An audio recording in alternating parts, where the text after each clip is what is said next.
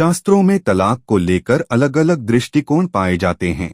कुछ ग्रंथों में तलाक को एक पाप या अनुचित कार्य माना जाता है, जबकि कुछ में इसे विशेष परिस्थितियों में, जैसे कि व्यभिचार या क्रूरता के मामलों में, अनुमति दी जाती है।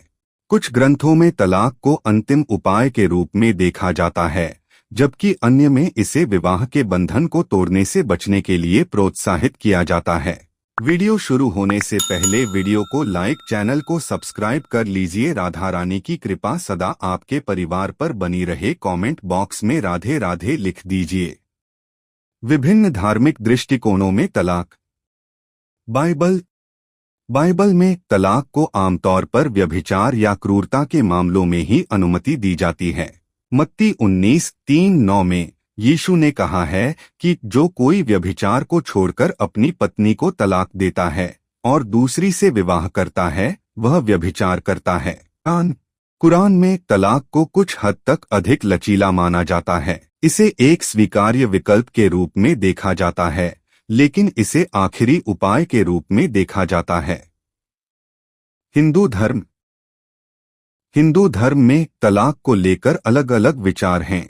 कुछ परंपराओं में तलाक को अनुचित माना जाता है, जबकि अन्य में इसे विशेष परिस्थितियों में अनुमति दी जाती है। बुद्ध धर्म में तलाक को लेकर कोई स्पष्ट नियम नहीं है। कुछ बुद्ध धर्मों में तलाक को अनुमति दी जाती है, जबकि अन्य में इसे अनुचित माना जाता है। तलाक के कुछ उदाहरण।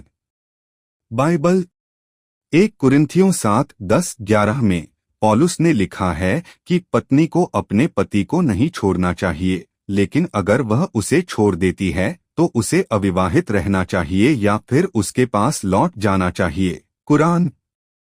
कुरान में तलाक को 2 चरणों में किया जाता है।